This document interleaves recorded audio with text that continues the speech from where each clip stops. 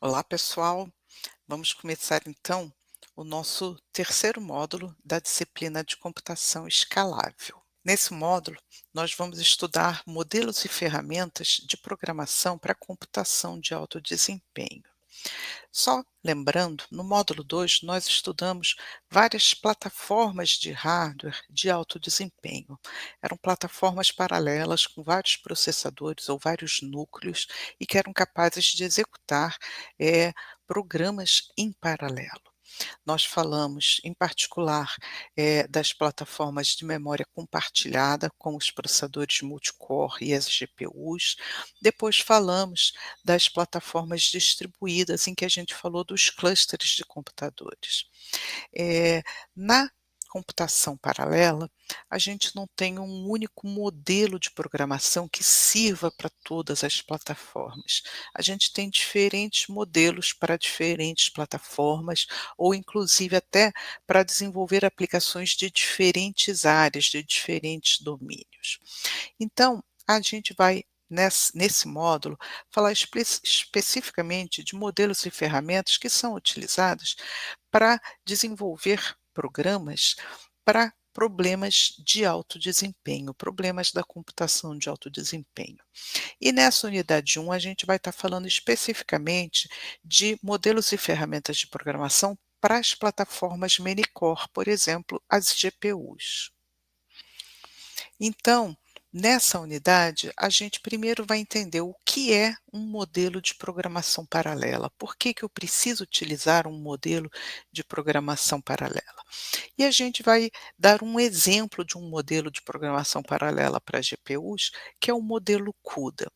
Vamos entender como que a gente precisa estruturar o nosso programa CUDA para ele ser executado em uma GPU, qual que é o modelo de execução que esse modelo CUDA nos oferece, e a gente vai ver um exemplo de um programa simples, no modelo CUDA para execução em GPU. Então, eh um modelo de programação paralela é um padrão que nós precisamos utilizar para desenvolver programas paralelos. A maior parte das linguagens de programação que a gente utiliza nos cursos introdutórios são linguagens de programação para programação sequencial. Eu vou construir ali um programa que vai ser executado sequencialmente no meu computador. Ele vai ter provavelmente uma única thread de execução que vai executar um único fluxo de instruções. Já quando eu quero desenvolver um programa paralelo, lembrando que eu quero que o meu programa, então, execute em vários núcleos ou em vários processadores. Então, o meu programa, ou ele precisa de vários processos, ou ele precisa de várias threads.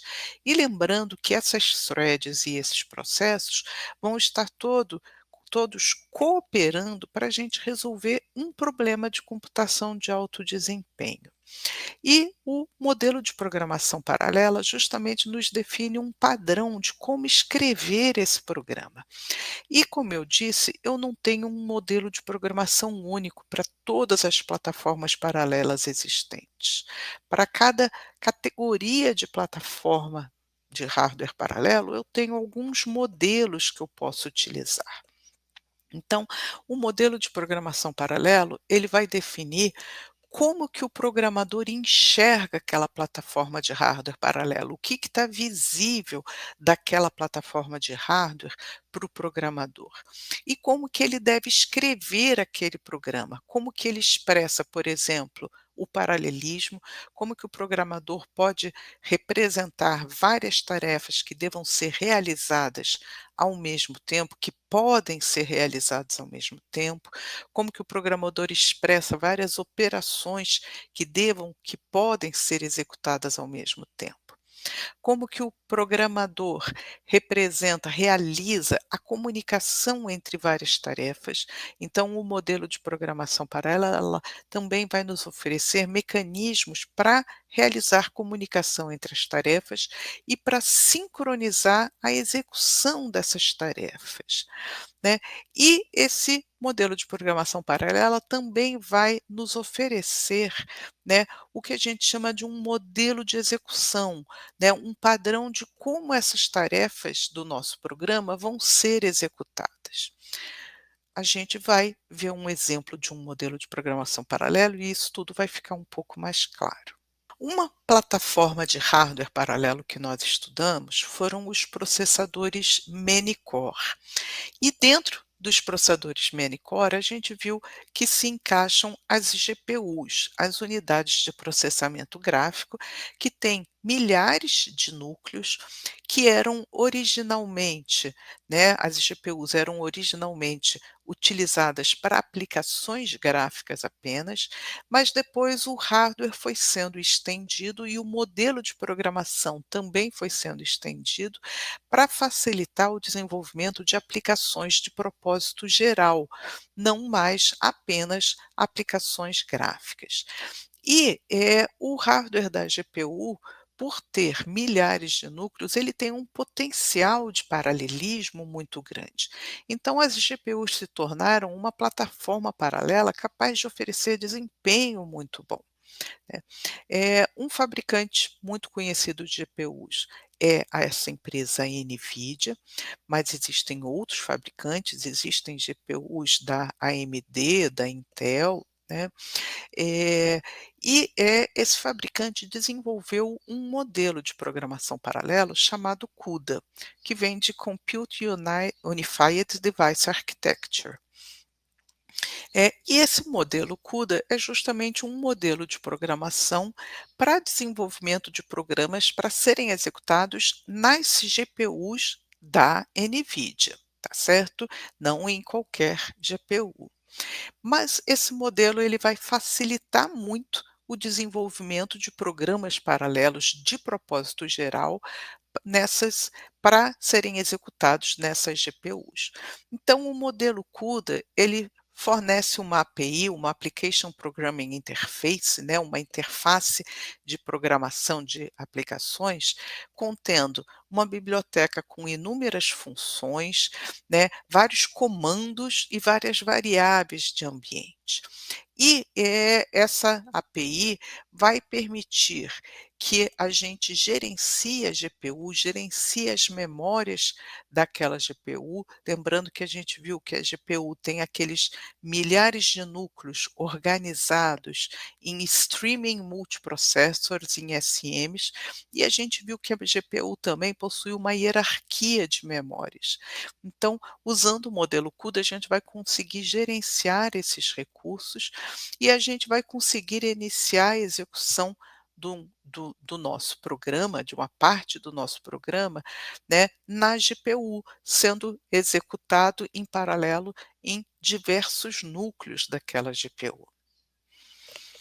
Então, um programa desenvolvido nesse modelo CUDA, ele vai englobar 2 partes principais. Ele vai englobar o código que vai ser executado na GPU e também o código que vai ser executado no computador hospedeiro, que a gente chama de host.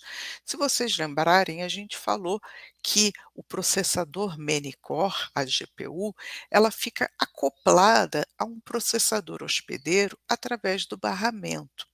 Então o meu programa, ele vai englobar essas 2 partes do código, o código que vai ser executado nesse hospedeiro e o código que vai ser executado na GPU. A execução do programa sempre inicia no host, no hospedeiro. Durante a execução do programa, a gente pode passar computações para serem executadas na GPU e depois o programa vai encerrar a sua execução no hospedeiro novamente, tá certo? A parte que está executando no host pode fazer o que a gente chama de invocar um kernel para ser executado em paralelo em várias threads, em vários núcleos lá da GPU. Então, um kernel é uma função que a gente vai escrever um código para ela, é uma função que vai ser executado por várias threads que nós vamos criar, e essas threads vão ser executadas nos núcleos da GPU. tá certo? Então o nosso programa começa executando no host, depois disso ele pode invocar um kernel para ser executado na GPU em paralelo, né, e depois a execução pode retornar para o host, a gente pode invocar outro kernel quantas vezes forem necessárias, até que a execução do programa termina no host novamente. Também vai ser necessário, durante a execução do programa, a gente transferir dados de entrada da memória principal do host para a memória global da GPU. E o contrário, transferir resultados da memória global da GPU para a memória principal do host. Então, a gente vai ter transferências de dados entre host e GPU através do barramento. Então, por exemplo, quando o meu programa começa a executar, ele vai acessar a dados de entrada a partir de arquivos, é o host que vai ler esses arquivos, colocar, né, ler dos arquivos do disco, guardar na sua memória do host, a memória principal, transferir esses dados para a memória global da GPU e aí invocar um kernel para processar aqueles dados. O kernel, executando nos núcleos lá da GPU, vai usar os dados já na memória global da GPU, vai produzir resultados na memória global da GPU. E depois a gente vai ter que transferir esses resultados da memória global da GPU para a memória principal do host, que então pode guardar esses dados em um arquivo de saída. Essa figura tenta, então, exemplificar essa estrutura do programa CUDA e como que ele vai ser executado. Eu estou imaginando que a execução aqui começa no host, eu estou imaginando que o programa no host tem uma única thread de execução, né, lógico, lembrando que esse processador host pode ser um processador multicore, que pode estar executando várias threads também, mas aqui eu estou, né, nesse exemplo, colocando uma única thread de execução. Essa execução no host vai então ler dados de entrada e transferir esses dados de entrada da memória do host para a memória da GPU, e depois vai invocar um kernel para executar, né, várias threads ao mesmo tempo em vários núcleos lá da GPU. Então aí eu vou ter essa execução em paralelo na GPU. Fazendo essa execução, a GPU utiliza os dados que já estão na memória, os dados de entrada que já estão na memória dela, da GPU, da placa da GPU, produz resultados também na memória da GPU e depois esses resultados precisam ser transferidos de volta para a memória do host. E aí a execução termina aqui no host, né? Lembrando que eu posso ter várias threads no host e eu posso ter, inclusive, a execução de threads no host ao mesmo tempo que eu estou executando as threads em paralelo lá na GPU. Não necessariamente o host precisa ficar parado esperando a GPU terminar a sua execução. Ele pode executar também em paralelo à GPU. Bom, como que é o modelo de execução do meu programa CUDA quando eu invoco aquele kernel para executar na GPU? Lembrando que o kernel é uma função, o código de uma função que o programador escreveu, e quando o programa que está executando no host invoca esse kernel, ele precisa definir o que a gente chama de um espaço de execução. É o programador que vai definir quantas threads ele quer que sejam criadas para executar aquele kernel, né. E essas threads vão estar organizadas numa hierarquia de um grid com blocos com threads. Então, começando da unidade mais básica, que é a thread, né, cada thread vai ser executado em um núcleo da GPU, que no caso das GPUs da NVIDIA, esses núcleos são chamados de CUDA Core, né. Então, cada thread vai executar em um núcleo da GPU. Em geral, a gente vai associar cada thread a um elemento de dados ou a um grupo dos dados que a gente tem que operar. Essas threads são agrupadas em blocos, né. Então eu posso ter um bloco como sendo um conjunto unidimensional de threads, um bloco, por exemplo, com 512 threads. Eu posso ter um bloco também que seja um grupo bidimensional de threads, um bloco, por exemplo, com 32 por 32 threads numa estrutura bidimensional. E eu posso ter também um bloco que seja uma estrutura tridimensional de threads. Cada bloco vai ser executado em um streaming multiprocessor da GPU. Se vocês lembrarem, a gente falou que os núcleos da GPU estão agrupados em SMs. Então, um bloco vai ser alocado a um SM, as threads daquele bloco vão executar nos núcleos daquele SM. E, por sua vez, os blocos são agrupados num grid. Então, um grid é um conjunto de blocos que também pode ter, né, uma estrutura uni, ou tridimensional de blocos, tá certo?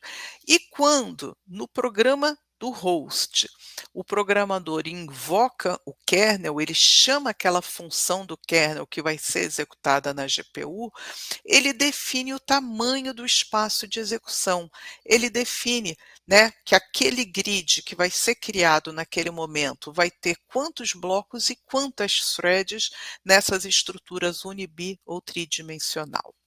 Essa figura aqui tenta então justamente ilustrar esse conceito. Imagina que eu tenho que cada thread vai ser executada em um núcleo da GPU, né? Um bloco de threads vai ser executado em um streaming multiprocessor, que é um grupo de núcleos, e um grid que contém um grupo de blocos, vai ser executado, esse grid vai ser executado na GPU como um todo, que tem vários SMs. Então, threads, blocos e grids são o meu software que está sendo executado, é a execução do meu software, e núcleo SM GPU é o hardware. Então, eu estou justamente dizendo que componentes do hardware vão executar esses componentes de software. Bom, ainda no modelo de execução CUDA, cada thread, ela consegue determinar a posição dela nessa hierarquia de grid de blocos de threads, através de algumas variáveis que o modelo CUDA nos oferece. Então, por exemplo, essa variável blockDim, DIM de dimensão, ele nos diz a dimensão do bloco, no sentido de quantas threads existem dentro daquele bloco. A variável block IDX, é o índice do bloco, ele nos dá a identificação do bloco. Cada bloco vai ter uma identificação única. E thread IDX nos dá a identificação da thread dentro daquele bloco. Cada thread vai ter uma identificação única dentro daquele bloco.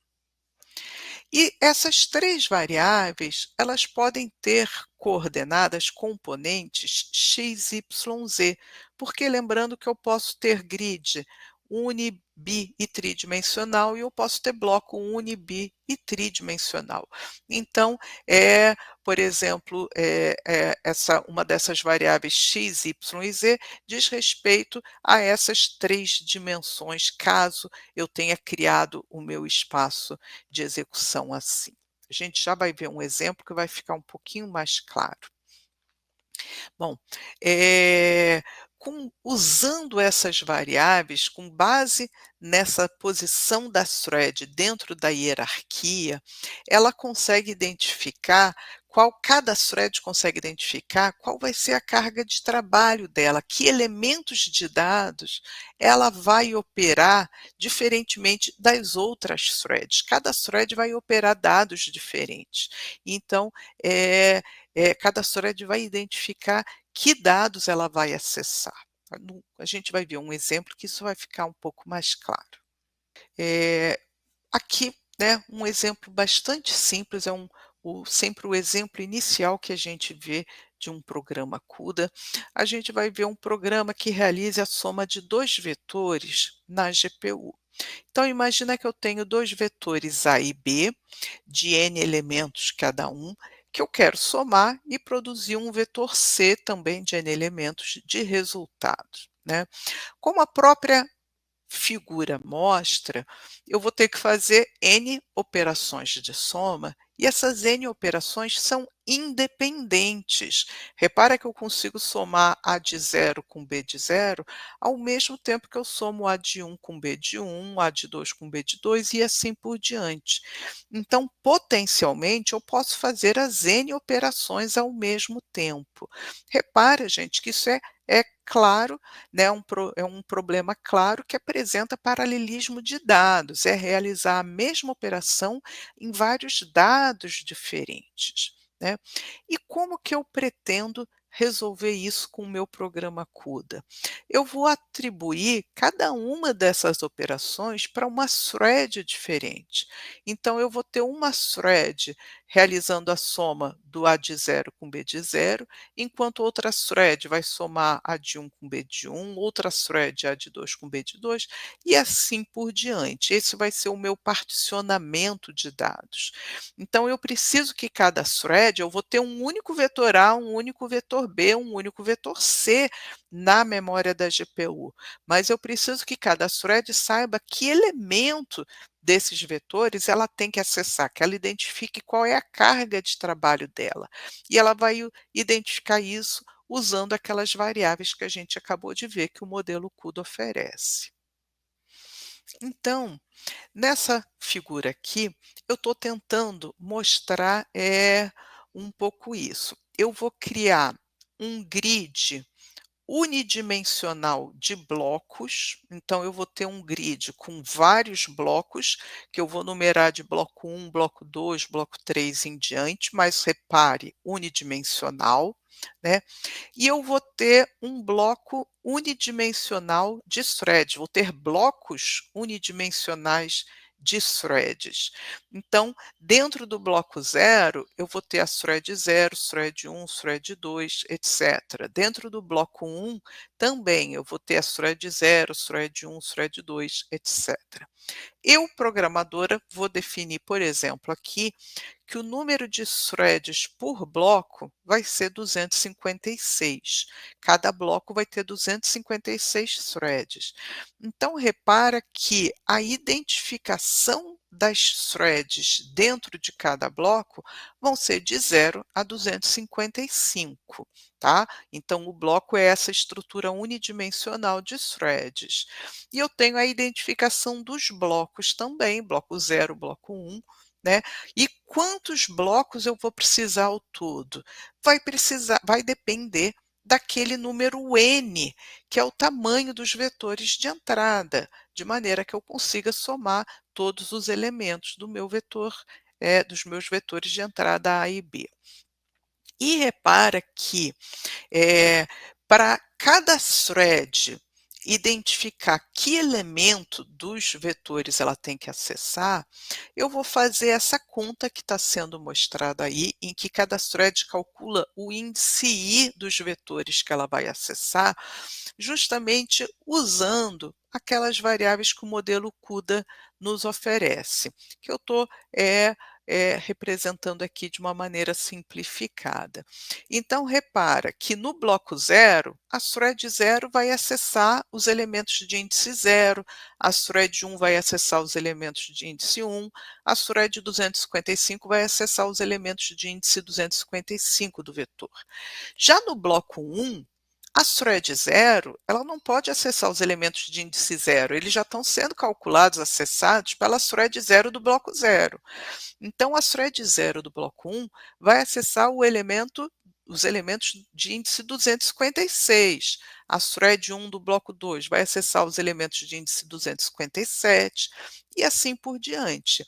E é esse cálculo que está sendo feito aí, né? Que eu estou calculando o índice I a ser acessado dos vetores por cada thread, multiplicando a identificação do bloco pelo número de threads por bloco e somando o resultado dessa multiplicação com a identificação da thread, tá certo?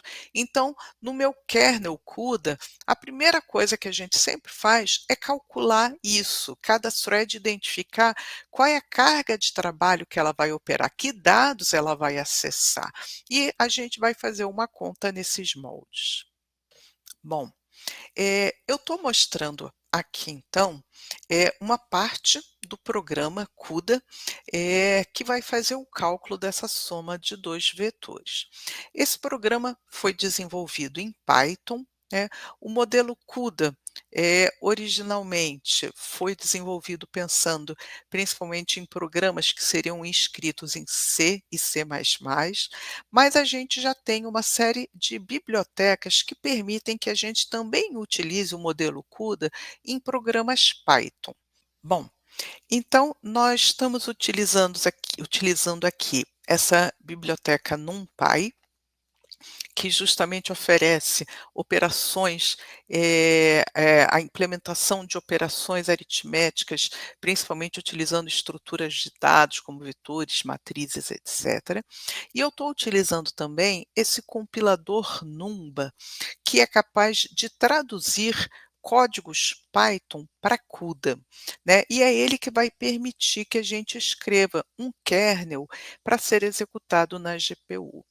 Então, essa função que eu estou definindo, chamada de soma vetores, né, que eu estou definindo aqui, eu coloco esse marcador na frente, né, CUDA JIT, Just in Time, porque o Numba é um compilador just in time. E, eu estou justamente sinalizando que essa função é um kernel que vai ser executada na GPU, ela não vai ser executada no meu compilador host. E esse código dessa função vai ser executado por todas as threads que a gente criar, as threads de todos os blocos do grid que a gente criar. E para essa função eu estou passando como parâmetro, né, os vetores A e B de entrada e o vetor C de saída, são ponteiros para esses vetores, e estou passando a dimensão dos vetores, o número n de elementos. Na primeira linha de código, eu estou calculando justamente o índice I, né, da posição dos vetores que cada thread vai acessar. E eu calculo I justamente usando aquelas variáveis que o CUDA nos oferece e fazendo aquela conta que a gente acabou de entender, né. Eu pego a identificação do bloco, multiplico pelo número de threads por bloco, é a dimensão do bloco, e somo isso com a identificação da thread dentro do bloco. Então isso me dá esse índice, que é como se fosse uma identificação global das threads, como se eu numerasse todas as threads do meu grid de 0 em diante. E isso é o índice que cada thread vai acessar dos vetores. Então, cada thread acessa um elemento, repara que cada thread vai fazer uma única operação de soma, somar um único elemento do A com um único elemento do vetor B e guardar num único elemento do vetor C. Repara que eu não tenho um laço, um for aqui para somar todos os elementos do vetor, porque cada thread vai estar fazendo uma única soma e eu vou criar, quando eu invocar esse kernel, eu vou criar um grid com muitas threads, de maneira a somar todos os elementos do vetor. Esse teste, esse if, em que eu testo se o i é menor que n, é só para a gente garantir que no último bloco, né, caso tamanho N dos vetores não seja múltiplo do número de threads por bloco, no último bloco eu posso ter algumas threads que não vão ter trabalho para realizar, que não vão fazer nenhuma operação de soma. É só para eu garantir que elas não acessem posições inválidas da memória. Aqui eu estou mostrando o corpo principal daquele meu programa Python. Esse corpo principal vai ser executado no host. O kernel que a gente acabou de ver vai ser executado na GPU, mas esse corpo principal vai ser executado no host. Lembrando que a execução do programa começa aqui no host. Então, eu tenho aqui algumas inicializações que podem ser feitas de maneira diferente em qualquer, né, como em qualquer programa Python que vocês estejam acostumados. Eu estou definindo um tamanho para os vetores, né? Estou colocando aqui um valor bem grande para o n. Eu estou alocando esses 3 vetores A, B e C, né? A e B vão ser os vetores de entrada e C o vetor de saída. Repara que eles estão sendo alocados na memória do computador host, do hospedeiro. Aí eu preciso inicializar esses vetores A e B, por exemplo, com dados que eu leia de algum arquivo de entrada. Eu omiti essa parte só para caber aqui no slide. Bom, depois disso, eu preciso fazer aquela transferência de dados que a gente viu, de transferir os dados de entrada, os vetores A e B, da memória do host para a memória da GPU. E isso é feito por essas funções aí, CUDA.toDevice. Então, o vetor A da memória do host vai ser transferido para a memória da GPU, justamente para esse vetor A underline GPU está representando o vetor já na memória da GPU. Eu transfiro os vetores A e B. O vetor C eu não preciso transferir porque ele vai ter um resultado que vai ser calculado lá na GPU, ele não tem nenhum dado por enquanto, né? Mas eu preciso alocar esse vetor C na memória da GPU. E para isso eu uso essa outra função deviceArrayLike. Bom, depois disso, antes de invocar o kernel, eu preciso calcular as dimensões do meu grid. Quantos blocos o meu grid vai ter e quantas threads por bloco. Então, eu estou dizendo que os blocos vão ter 256 threads. Esse é o número de threads por bloco. Todos os blocos vão ter esse mesmo número de threads.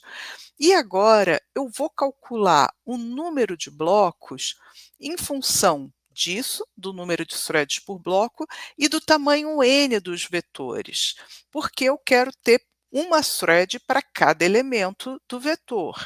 Então eu faço essa conta, é como se eu pegasse o número n, o tamanho n dos vetores, e fizesse a divisão pelo número de threads por bloco, mas eu quero pegar o teto dessa operação, o maior inteiro, né, o inteiro imediatamente seguinte, né. Por quê? Porque pode ser que o n não seja múltiplo de 256.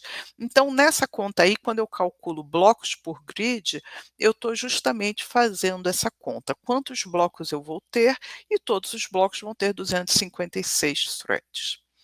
E aí, na linha seguinte, eu estou invocando esse kernel. Então, eu estou chamando aquela função que a gente definiu como um kernel, soma de vetores. Entre colchetes, eu estou passando essas dimensões do grid, quantos blocos e quantas threads por bloco, né? E estou passando como parâmetro o n e os vetores A, B e C da memória da GPU. Né? Então, repara que nesse momento o kernel está sendo invocado para ser executado na GPU. Então, vai ser criado esse grid com esses blocos e essas threads todas para executar aquele código do kernel na GPU. Cada thread criada vai ser executado, né, pelos núcleos da GPU. Quando essa execução termina, do kernel termina, repara que eu vou copiar de volta o vetor C que foi calculado lá pelas threads, lá executadas na GPU, então que o resultado foi escrito na memória da GPU, eu vou copiar esse vetor C de volta para a memória do host, que é essa função copy to host. Tá certo? Então eu vou copiar esse vetor C de volta para a memória do host, e aí eu posso escrever ele num arquivo de saída que eu queira.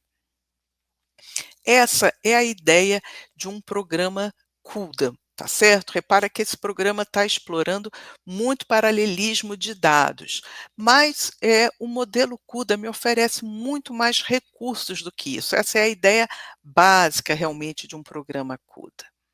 Então aqui eu estou justamente, falando o que mais que o modelo de programação CUDA nos oferece. Primeiro, na GPU, a gente viu que a gente tem uma hierarquia de memórias. Além da memória global, que é acessível a todos os núcleos, eu tenho uma memória que também é acessível a todos os núcleos, mas que é chamada de memória constante, que os núcleos podem apenas ler dessa memória, mas não escrever. Quem escreve nessa memória é o host. Ela também pode ser utilizada. Eu tenho uma memória compartilhada que é acessível apenas às threads de um determinado bloco, e cada bloco vai ter acesso a uma memória compartilhada diferente, uma memória de acesso muito mais rápido, que também pode ser usada. Eh, Quando várias threads acessam a memória global, que é o caso do nosso programa aqui, eu vou ter várias threads acessando a memória global para ler os elementos de A, ler os elementos de B, etc. O ideal é que as threads de um determinado grupo chamado warp, né, façam acessos que possam ser coalescidos, né, que essas threads acessem posições consecutivas de memória, de maneira que a memória da GPU consiga atender esses vários acessos numa única transação.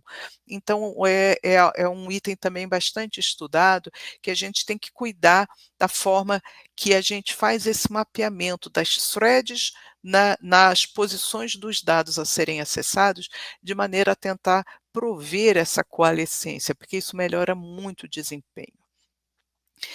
Dependendo da complexidade do programa que eu quero escrever, do problema que eu preciso resolver, a gente pode precisar sincronizar as threads.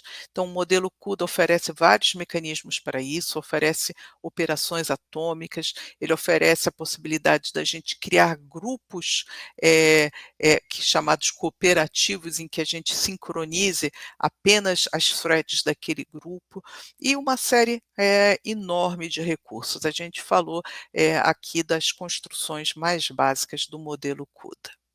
Bom, finalizando, a gente viu que o modelo CUDA é um modelo desenvolvido para as GPUs da NVIDIA. Então, é um modelo que foi desenvolvido pela NVIDIA para as GPUs da NVIDIA. Mas existem vários outros modelos de programação para arquiteturas many-core em geral, ou mesmo para GPUs, né? O modelo OpenMP, de Open Multiprocessing, ele originalmente focava mais em processadores multicore, mas ele passou a ter recursos também que permitem o offloading de um código para ser executado em GPUs, em outros devices. A gente tem também o modelo OpenCL, o modelo OpenACC, né? E também é possível utilizar a GPU através de programas tanto em C quanto em Python, utilizando uma série de bibliotecas. Essa biblioteca Trust, por exemplo, oferece uma série de funções que vão ser executadas na GPU de maneira otimizada, né, para a gente chamar através do nosso programa C ou C++. Eu tenho várias bibliotecas também que eu posso chamar a partir de um programa Python, algumas bibliotecas mais específicas para trabalhar com mineração de dados, com inteligência artificial, outras bibliotecas um pouquinho mais genéricas, mas que também vão permitir que a gente execute parte do nosso código nas GPUs.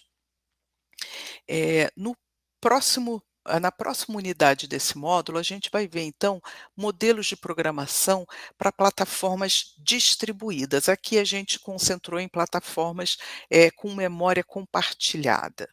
Aqui nós temos algumas referências que vocês conseguem ver mais detalhes sobre o modelo de programação CUDA.